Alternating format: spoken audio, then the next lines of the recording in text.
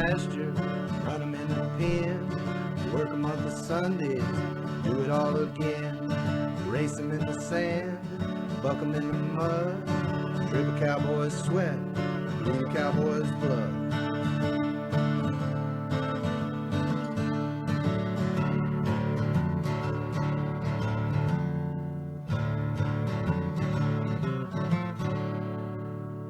I'm Zeke Thurston, 2016 World Champion Saddlebrock Rider, and you're watching the Pepper Stewart Show. This show is brought to you by Master Hatters of Texas. Straw and felt hats can be found at most major Western wear stores and ordered online. Just jump on the Google and search Master Hatters of Texas. All right, you're here. You're here. I'm here. We're all here. So let's see what happened. What is going on? We got a good lineup for you today. This is what we're talking about. We're going to go off the rails just a bit, or maybe not, because we've always been off the rails. I was looking at some old episodes last night, and I was like, wow, I forgot about all this crazy stuff that used to happen. So we're going to dive back into some of that in the year 2021. So be ready for that. So if this show doesn't tickle your fancy, then wait for the next one. Just might happen. So we're going to talk some UFOs and aliens with a special guest, Philip Mantle. I think I said that right. We're going to do some Texas horse hockey, polo talk with Robin Sanchez about that. If you've never seen horse hockey, polo style hockey, it's pretty good. Check it out. Then we got some odd news stories, some good stuff. We got some chickens that are wreaking havoc on some folks. There's a big time movie car that you may know from your childhood, or it may be before your childhood. Going up for auction. There is a murder house that you can get for only $2 million. Big Bird and the Police. I don't know what happened there. And then horse racing's coming up. There's a big race coming up, the Pegasus World Cup. We're going to talk about that briefly, kind of go off the horses that ended up for that. And I'm also going to tell you how you could own part of a racehorse.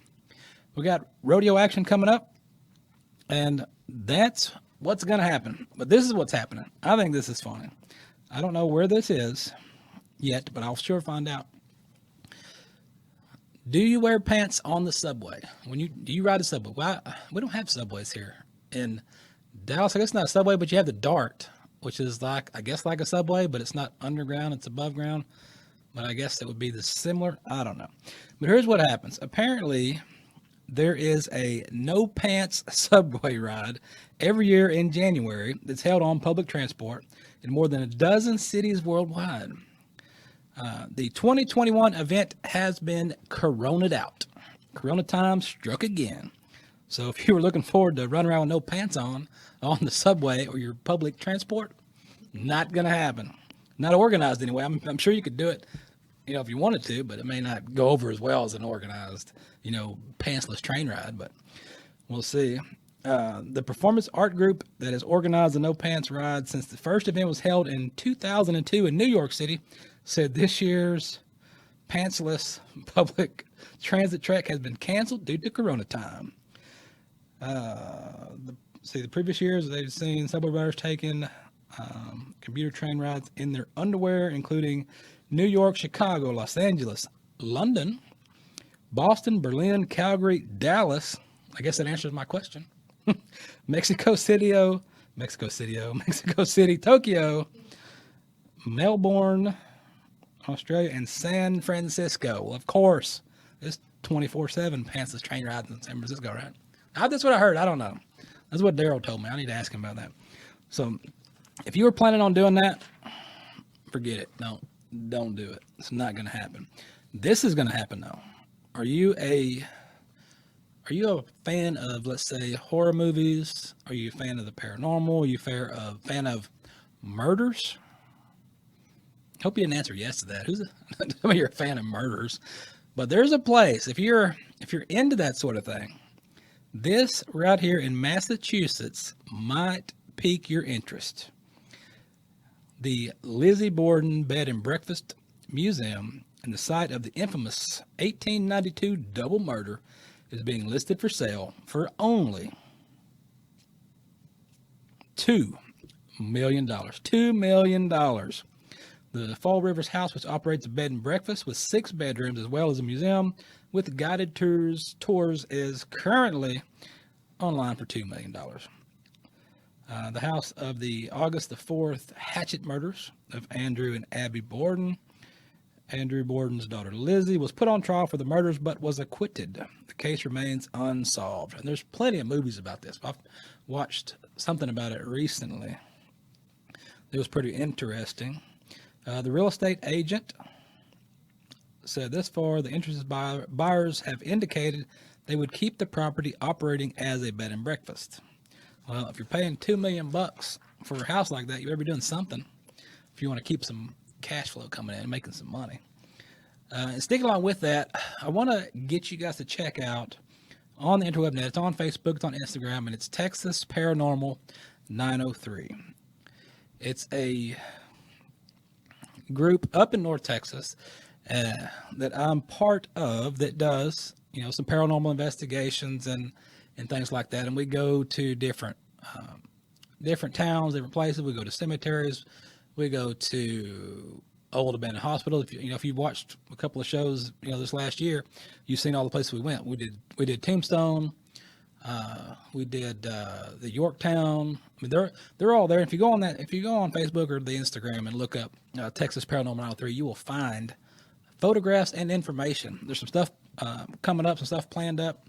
So if you're into ghost watching and paranormal activities, then be sure and check that out because that's some good stuff. Netflix, I want to touch on this just briefly. I finished up Peaky Blinders. If you hadn't seen that, Peaky Blinders, I started it a while back and I watched a little bit and then it didn't catch my interest. But now during Corona time, when you're watching a lot more Netflix, I was like, hey, what have I not seen yet? I need to watch it. So I went and watched, and over the course of the weekend, knocked out all 5 seasons of Peaky Blinders. It's pretty good. It kind of reminded me of if you watched Boardwalk Empire, that was set, I think in the 1920s. I think it was a Showtime show or something like that. Well, if you've watched that, it's kind of similar to that, but it's based across the pond, so it's pretty good. I really enjoyed that series, pretty good. So check that out. The Queen's Gambit. I ended up watching. The wife was watching that, so I ended up having to watch it too. And I still don't know how to play chess. I watched the whole movie and I have no idea what happened. I don't know how many seasons there was to that, but I have no idea what's going on. No clue. So I'm checkers. I'm good. Checkers. Let's do that. But no, I'm not doing that.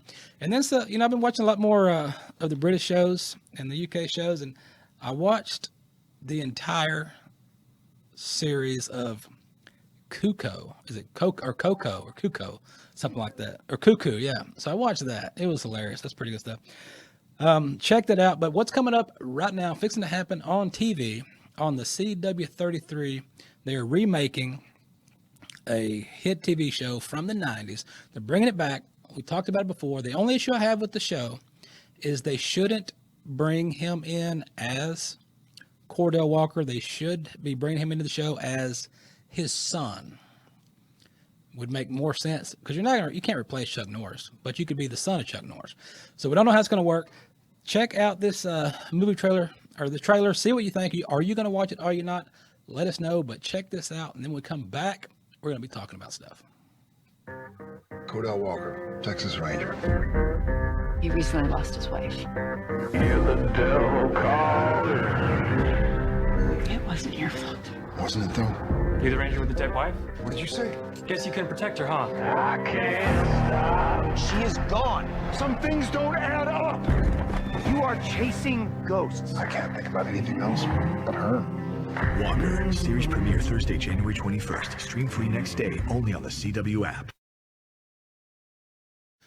All right, let's talk about some good stuff here. Let's see what is going on. A lot of things happen, a lot of things transpire, and it's something that I've been interested in, and a lot of folks are, and I want to talk to somebody that knows a little bit more about it than I do, and I found the man with the plan that knows about that, and that is Philip Mantle. How are you doing? Good evening, Pepper. I'm fine, thank you. Doing good, doing good. So, whereabouts are you located right now? Well, I'm in the north of England, so you probably know the cities maybe of Liverpool and Manchester. Well, I'm about 50 miles from Manchester, about 60 miles from Liverpool, and it's snowing like mad here as well. Snowing. I don't want no part of that. Now, see, I think when we've been over a few times, but I don't think we ever went up that far. We stayed down towards, I guess, the southern part. We stayed around London and Yorkshire and stuff like Well, that. I'm in Yorkshire. I'm in West Yorkshire. Okay. We're about 200 miles north of London. So next time you come, forget London, Pepper. Come on up north. Yeah. I did. We stayed in London for a few days, but I didn't like that. We went up to Yorkshire. That's up in Yorkshire. That is where my I guess great grandparents or so are from over there. That's where they came from back in the 1800s. So they're in Yorkshire. So we got some family over that way. So it's pretty good. Yeah, well, come on up and take a look around. And if you're into the paranormal stuff, there's plenty here. Plenty. We did. Where did we go? We went to. We stayed in a few of the haunted castles while we were there, and checked some stuff out. So that was good. But what I want to know about is this book that you've got out. What got you interested, or what got you started in the UFOs and things like that? What was it that got you going into wanting to look into this a little more? Yeah, I mean, as a young man, Pepper, I was always interested in the things you were discussing earlier. The paranormal. I had an interest in that as far back as I can remember, and just by chance, right opposite where I live was my best friend's grandmother. And when I was about 13 or 14 years of age, I used to go to the spiritualist church with her, and it fascinated me. But then, just by chance, I read a book, and it was an astronomy book, and it had one chapter in it about UFOs. Pretty much dismissing it, to be honest, but it got me intrigued. So once I left high school, didn't know what to do, sort of roaming around. I started to read more about the subject. And then, of course, the Spielberg blockbuster Close Encounters came out. That had an effect. So in late 1978 into 1979, I went to work in what was West Germany at the time. And I couldn't speak the language, so I couldn't watch the TV. So my mum sent me a box of books to read. And they were all on UFOs. I don't know where she got them from because they were hard to come by. And of course, by the time I got home, I'd been converted. And just by chance, my aunt gave me our local newspaper that we have here. And it had a little small ad in it announcing the formation of the Yorkshire UFO Society coming up that Sunday. And it was in the city of Leeds in West Yorkshire. So in 1979 on a Sunday here, Pepper, everything closed. It was like a ghost town no matter where you went. So I didn't drive then. So I went into Leeds on the bus, found this location, and the Yorkshire UFO Society had been set up by two brothers, Graham and Mark Birdsall. There was about 20, 30 people there. They put on a presentation, and that was it. Pepper, I was hooked, quite literally. I joined from that day, and I've been involved ever since. I was 21 years of age at the time. I'm now 62, so that's 41 years I've been involved. That's 2/3 of my life. It seems amazing, but there you go. That's how it all began. Well, I was skimming through the book that you got out, the Young Person's Guide, introducing UFOs, and there's a piece in here that's not far from where I live, and you've got a 1878 January the 2nd, not too long from now, in Denison, Texas. A farmer, observed objects in the saucer of the sky and moved over them great speeds and great heights. And that's Denison. That's right down. That's not far from me. And where I'm at out there at night, you see stuff all the time. And we can go out to the field and you can look up, and I see stuff a lot of times where you'll see something sitting in the sky, just sit there for a minute, and then it just takes off. And I'm like, what is that? What's happening? What's going on? And then, you look at it and you try to justify it, I guess. The things you see sometimes, you just try to figure out that can't be what I saw. Yeah, but you try and rationalize it. Yeah. I mean, it's an obvious, same in the paranormal field. You may see something and you try and say, well, it could have been this, it could have been that. And you sort of go through a process. It's interesting you mentioned that little story from 1878, because people for a long time and still today use the term flying saucer. And it was first in any big way went into the public perception in 1947, when private pilot Kenneth Arnold saw these objects over the Cascade Mountains. And they journalists asked Kenneth Arnold, how did these objects move through the air? And Kenneth Arnold said, like a saucer skipping on a pond. Hey presto, flying saucer was born. However, the first time they were actually called a saucer in print was that you mentioned in 1878. The farmer said, when you looked up at these things, because they were very low, he said they looked like a saucer from underneath. So, the word saucer had actually been used before the term flying saucer became accepted into popular culture. And so it was just a way of highlighting in the book that things have happened a long time ago. Yeah, and you got the little bit of stories in there. So at what point did you decide, I need to just write this down. I just need to put it out there, put it together, just to kind of give people a guide to kind of what's going on and how you feel about it. So how'd that come about? Well, yeah, I mean, the book's not there to indoctrinate anyone. It's not telling you must believe this. It's aimed at a younger audience. It's called Introducing UFOs, a young person's guide. So kind of high school, maybe early college sort of era. It's been illustrated by my colleague, Ronald Kinsella, who's done a great job. The idea formulated a few years back, Pepper. I've been in discussion with colleagues here in the UK about the next generation, who's following on behind us in this research field. And it's the same, the high school students, they are the next politicians, the next plumbers, they're the next everything. All right. And I'd like to give them the benefit of my experience in this field, because you can go on the computer now and type in UFOs and it'll bring up a zillion and one websites. Yeah. Just because one comes to the top of the list, it doesn't mean it's the best. So this was a way of kind of saying, look, you're at that age now where you formulate your own opinions and your own interests. If you want to get involved in the field of UFO study, there's nothing to stop you. You don't need a degree. You don't need to be a professor. I have no academic qualifications at all, none. But I've been involved in this subject for 40 years. And I've done all kinds of different things. So I decided we'd select cases from each decade, some of which you'd never heard of before, some of which we know Roswell and things like that. But at the end of the day, it was saying to the younger generation, make up your own mind. Mm-hmm. Here's the first rung of the ladder, if you like. Right.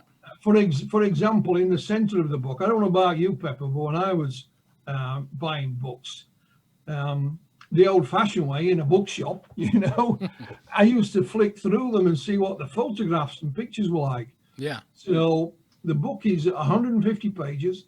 It's not an encyclopedia, so it's not something you've got to slog through. There's a nice set of illustrations and photographs, but in the middle, there is what we call a UFO photo file. Mm-hmm. So what I did, I went around a lot of my colleagues and said, which do you think are the most authentic UFO photographs? They might not look the best, but to you are authentic. Right. So we put a selection of photographs in there from around the world, quite literally, from Australia, from Turkey, from Russia, the US, I mean, you name it. But what we do say in the introduction to that is to the reader, you make up your own mind. We're going to start with a hoax from the Project Blue Book files. That was the US's officials UFO study. This is a hoax. Now look at the others, and you make up your own mind. Right. And similarly, when it comes to what UFOs may or may not be, again, no sign of indoctrination. We just put three theories in there. One, the UFOs could be, not of this earth, they're from elsewhere. Mm-hmm. Two, maybe they are secret government technology that's being tested. Or three, perhaps it's some kind of rare meteorological phenomena that science hasn't yet caught up with. Again, make up your own mind. And see, and what my thinking, or one of the theories that I had come up with too, is at some point in the future, with all the technology, that somehow time travel gets invented, that maybe it's us in the future coming back to study the past to see how we got to where we are. Yeah, absolutely. I mean, I'm a publisher as well. I run a small company called Flying Disc Press, and I've published books by other authors as well as my own. And just last year, a lady by the name of Diane Tessman wrote a book, and I published it for her. And Diane's theory is that these are not from another planet. It is indeed time travel. It is time travel. And, I remember speaking to a well-known physicist some years back by the name of Dr. Michio Kaku. He's in the States. And he was telling me how time travel was theoretically possible. The only thing that he said prevented it was we didn't have a big enough power source. It was the power source that was letting us down. So that is another theory that is gaining popularity, I should say. Okay. Because what we've learned over the last, decade or so, Pepper, is that the universe in which we all live is far bigger than we ever dreamt of. The visible universe is, for example, 48 billion light years across. Wow, that's a lot. It has an estimated 2 trillion galaxies in it. And of course, within all those galaxies are countless stars and planets. So the possibility of life existing elsewhere has increased enormously. However, the distance that they would have to travel to get from there to here, from A to B, has expanded as well. So, the researchers have looked for other ideas and other possibilities of, and time travel is one of them. Another one is like we use Star Trek terminology, they use wormholes. Well, of course, just last year, things like this became, popular again. And black holes, can we travel across the universe via a black hole? I think we had the first photograph of a black hole last year, which is amazing. Right. It used to be the thing of science fiction, but now it's science fact. So, like I said, we only put these three theories in, as you pointed out. There are lots of others, but it will give the reader to that little bit of impetus, saying, well, these are three possibilities. What do you think? Right. Again, make up your own mind. Yeah. All right. Well, Philip, man, I hate to cut you off. We're running up on the clock, but I'm gonna have to get you on again because we got a lot more to talk about. We have indeed. Maybe we can do a pantless paranormal investigation rather than go on the subway in it. Right. Well, I appreciate it, and we'll let the folks know about the Flying Disc Press to check that out, and also the Introducing UFOs, the Young Person's Guide, and let them know about that. And we appreciate your time, and we will definitely catch up with you again. No, it's my pleasure, Pepper. You take care. Thank you. Bye-bye now. Oh, man, that was some good stuff. Now I got to go home and look at the sky and see what's going on, because that book, you guys need to check that book out. That's some good stuff. But let's talk about this. Horses and fast horses. Do you want to own a racehorse, but you don't want to own a racehorse or spend the money to own one for $50,000, $100,000? You don't want to waste that or have that money to blow? Well, here's what you do. You can purchase shares in a racehorse right there at myracehorse.com. You go on there, you see what horses they have, you see what the shares cost, and you can buy some shares in a racehorse, and the horse wins, well, you win too. So it's a pretty neat deal. Check it out. we're probably going to be talking to those guys pretty soon, coming up in the next couple of episodes. We'll have them on talking about stuff and talking about that and letting you know. So what we're going to talk about with the horse racing is the event that's coming up at the end of January. January and 23rd is the Pegasus World Cup taking place at Gulfstream Park in Florida. The Pegasus World Cup. I've got a cheat sheet here from Horse Racing Nation's Matt Schiffman. Matt Schiffman. He wasn't available today, but his cheat sheet was. That's what I'm going to tell you what happened. The entry in the 3 million 1 1/8 mile Pegasus is by invitation only. The World Cup Committee at Gulfstream Park released the initial list of 16 possible horses for the race. That was divided with 12 listed as invitees and 4 reserve invitees. So here we're going to take a look at the field for the Pegasus with the morning odd line. This is the first published odds, so it's probably going to change by the time the race happens. But this is the projected odds, not in odds, but we're going to go in order of names, alphabetically. So here we go. Code of Honor. He's got 4-1. He's a 5-year-old. Only had 1 victory in 2020, and that came at his first start of the year at Westchester on a muddy Belmont track in June. Harper's first ride's a 15-1. He's based in Laurel Park, and the winner of his last 2 starts listed in the stakes at the Maryland track. His career is pretty good with 10 victories from only 17 starts. And depending on what you do on Sunday, then this is the horse for you. Jesus Team, 10-1 odds after hitting the boards in 3 Grade 1 races in 2020. The High School, the Preakness, and the Breeders' Cup Dirt Mile. Jesus Team was able to get his first stake victory in a claiming crown jewel at Gulfstream Park. All 3 of his victories occurred in Florida. King Guillermo bust on the scene last year at the Kentucky Derby trial with his long shot victory in the Tampa Bay Derby. Then he was second in Arkansas Derby behind Nadal, who was sidelined and missing from the Triple Crown. Kiss Today Goodbye is a 10-1. He's a West Coast-based horse. Has won his last 2 starts, including an allowance at the Del Mar. Knicks Go is 5-1. In his top form of his career with 3 wins in a row, including a powerful front-running win at the Breeder Cup Mile. Math Wizard has not won a race since his Pennsylvania Derby victory in 2019.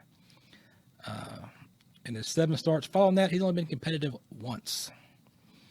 Mr. Freeze, 15-1. It's hard to know what to expect from him. 6-year-old horse. His best, he's a graded stakes winner of the Fayette at Keeneland in October and the Gulfstream Mile in February. But when he faces grade 1 competition, he has frequently been a disappointment. So don't put no money there. Sharp Samurai, 7-year-old Gildan.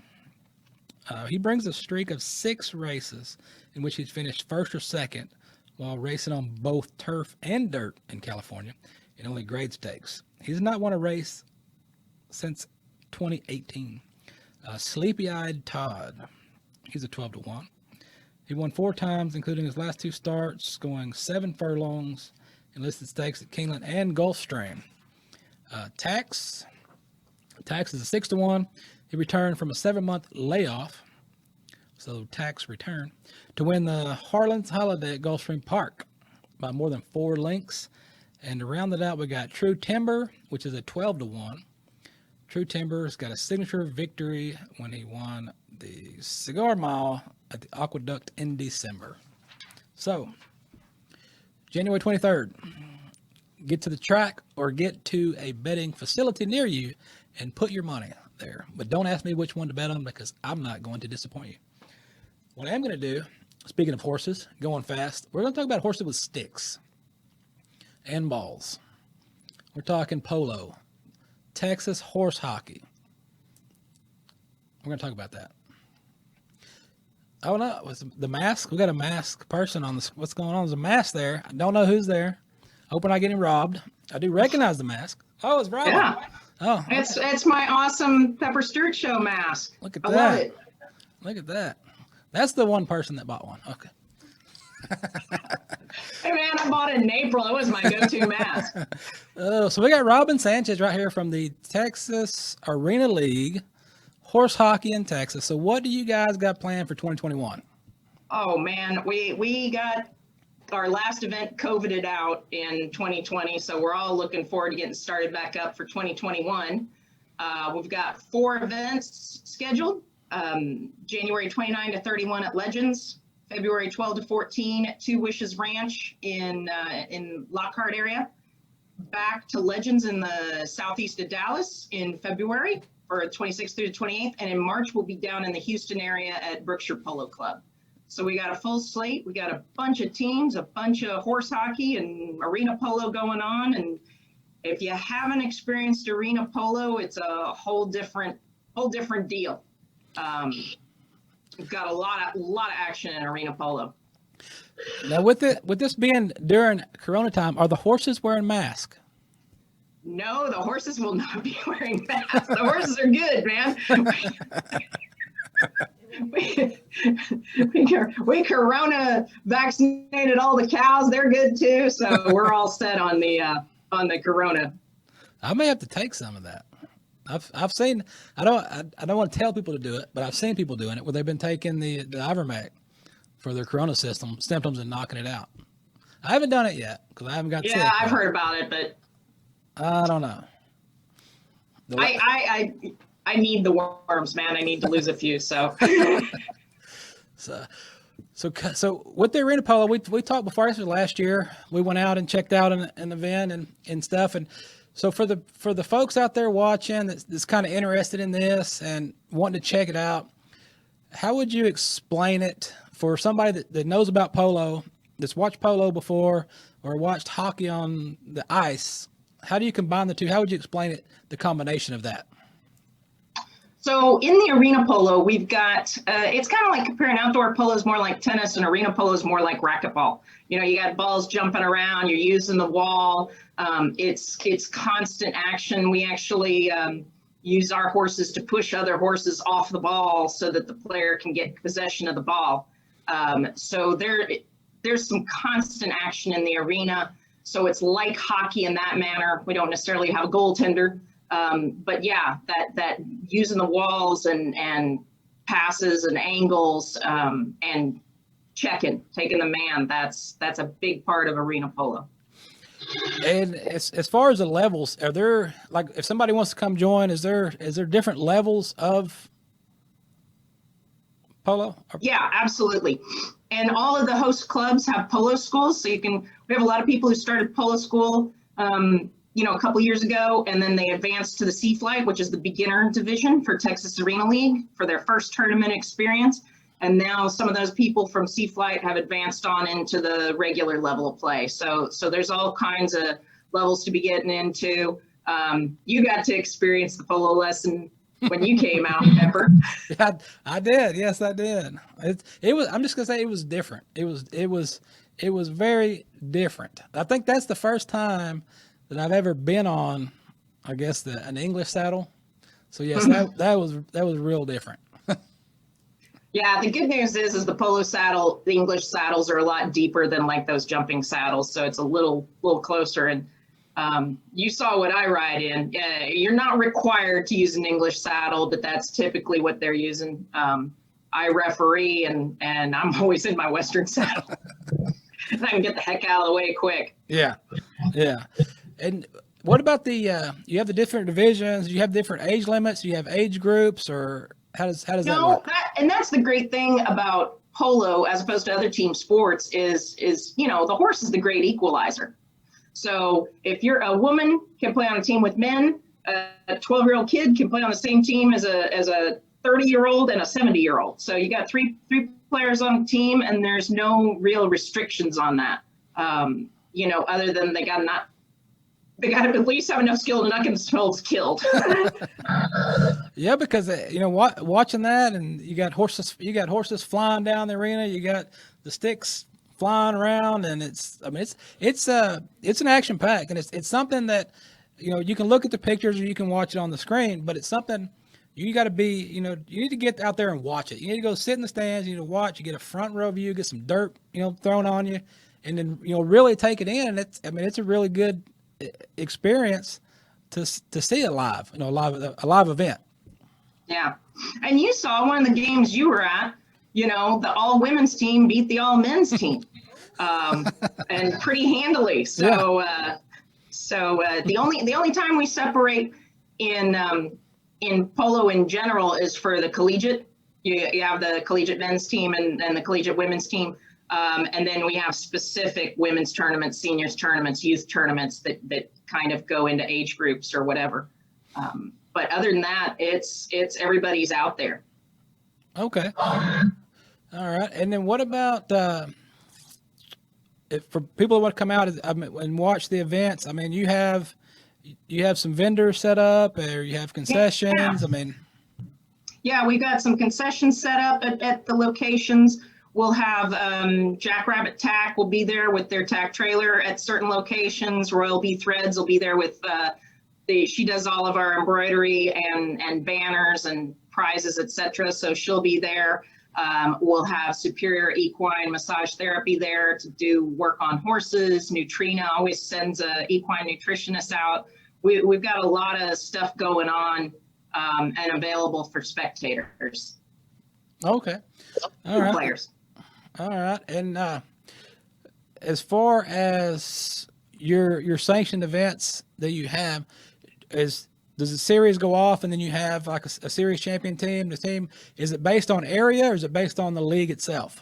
It's based on the league itself. So within the league, we're playing tournaments that are recognized by the United States Polo Association. A couple of those are actually military tournaments because we have a lot of active and retired military, and then also a lot of military family members playing. So we've got some military tournaments as part of that. And within the league, you're getting points towards those final awards. We're a little bit like Oprah Winfrey. You get a prize, you get a prize, you get a prize. Everybody's not a winner, but there's a lot of prizes, right? Right. Okay. So we've got the end of the league winning teams, and then we've also got end of the league high point individuals, high point military, the best playing pony. AQHA is on board this year doing a best playing quarter horse. We also have, you were talking about the horse racing. We've got a Jockey Club Thoroughbred Incentive Program, best playing thoroughbred, because this is a great place for retired racehorses to move into, both quarter horses and thoroughbreds. Mm-hmm.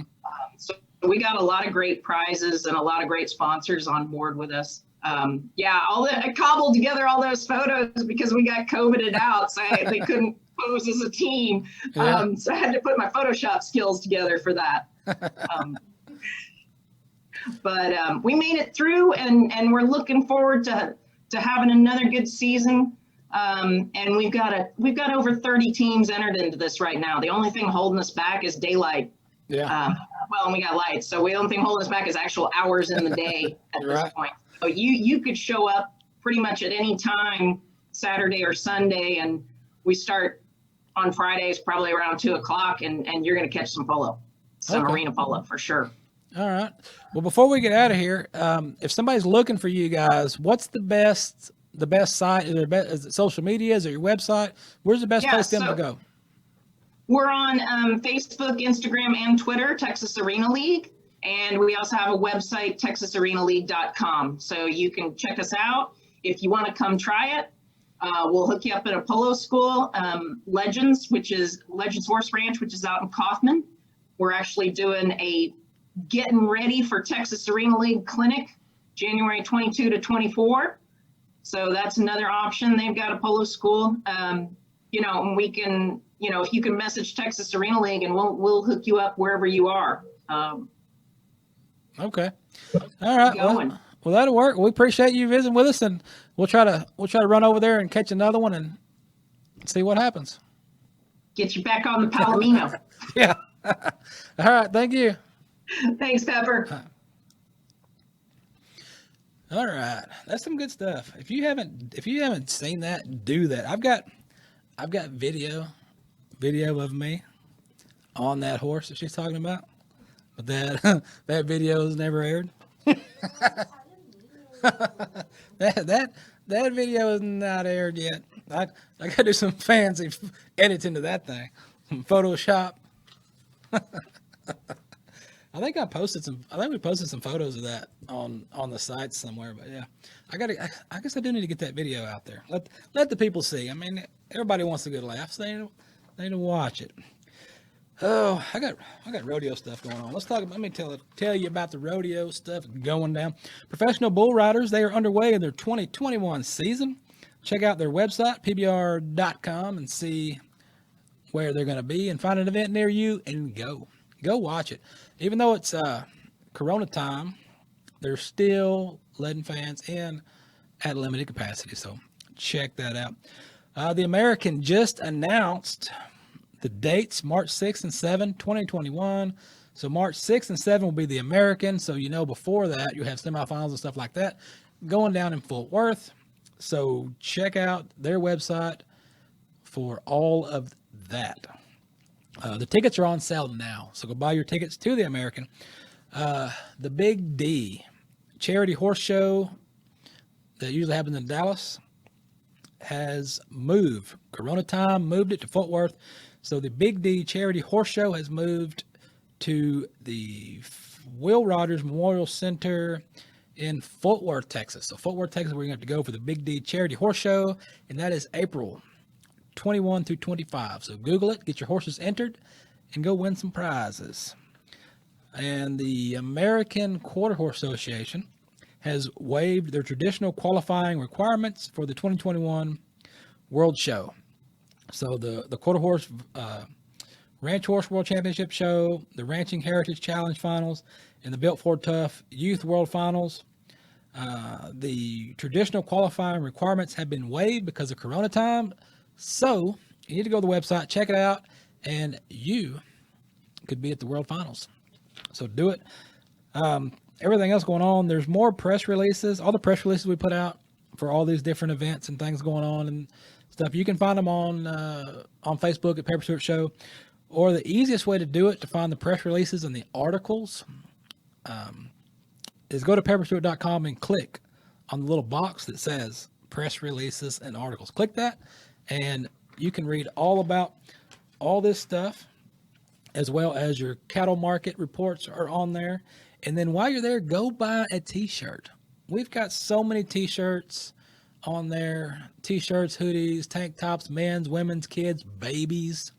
We're going to be adding some hats, some baseball caps. We're going to be adding some caps to the show store as well. So go on there and shop.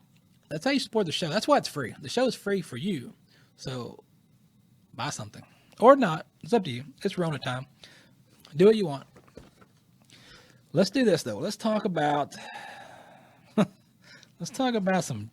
some chickens. Now, this is something. Anybody that's ever been around chickens or ever had chickens can probably relate to this. But the police had been called, okay? The police in New Jersey, which maybe it's in New Jersey, has something to do with it. I don't know. But the police in New Jersey responded to a McDonald's parking lot where a pair of chickens were reported wreaking havoc and chasing the customers. So the Washington Township Police Department said that an animal control officer was dispatched on a report of a flock of chickens wreaking havoc at our local McDonald's on Route 31 South. So the officer arrived to find two chickens harassing and chasing customers and pecking at car tires. Animal control was able to capture the chickens with help from the manager of McDonald's, and the chickens were taken to the Common Sense for Animal shelters, where they were later claimed by their owners. So you had some chickens on the loose. And I will tell you, if you ever get a chicken that doesn't like you, they don't like you. I remember when I was Yato getting chased by the chickens, especially the Rhode Island Reds. Those things were mean.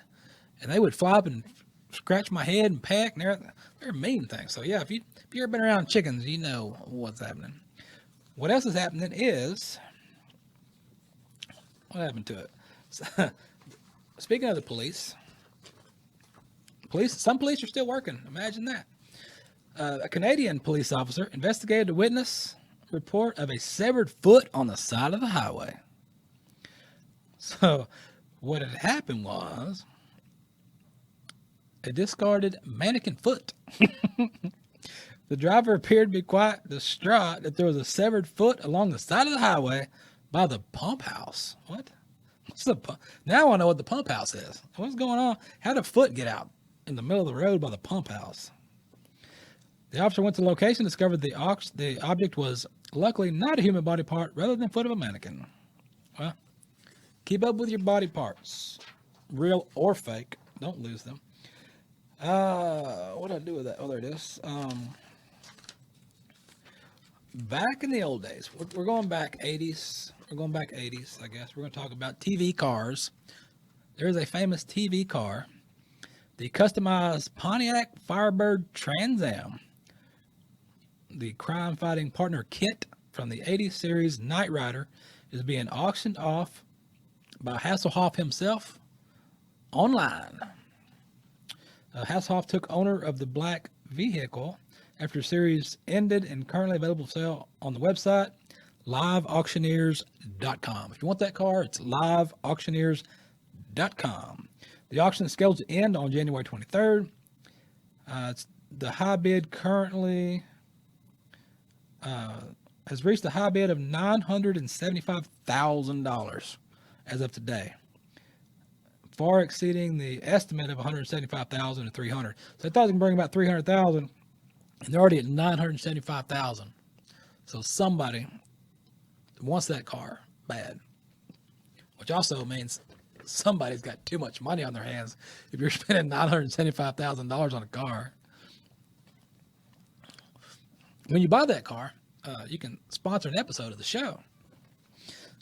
The lot winner is responsible for delivery expenses. Really? You just bought a car for $975,000 and you can't deliver it? Come on. I need to call this auction house, see what's going on with that. The auction off a wide range of official merchandise for the Hoff, including a Baywatch pinball machine and a 14-foot model of Hasselhoff's body. You can buy a 14-foot model of David Hasselhoff that was used in the SpongeBob SquarePants movie. I didn't watch that movie because it's a cartoon, so I don't know, but somebody's watching going, oh, I know what that is. Well, you can buy that. You can go buy Hasselhoff's body. It's for sale. Last but not least, we got one more for you. We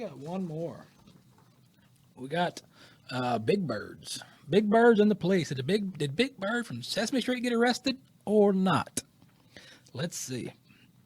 Police in Missouri said officials responded to an unusual situation when an ostrich escaped from its owner's home and went for a walk. So it was not a big bird. It was an ostrich. All right, he just went for a walk. What's the big deal? The St. Charles County Police Department said officers from the D platoon responded when an ostrich was spotted wandering loose through traffic. The officers wrangled the flightless bird named Clyde and took him home. They don't know how he escaped or how long he's been out, but keep your birds locked up. Don't let your birds escape. So that's it. That's all we got. That's all we got going on for you guys today. We do want to let you know to be sure to drop by the website, pepperstewart.com. Go by there, look around. You can spend 10, 20 minutes just looking at stuff on there. Go to the links. Just look at it. Give you something to do besides staring at political nonsense. Go to the website, wander around. Do it.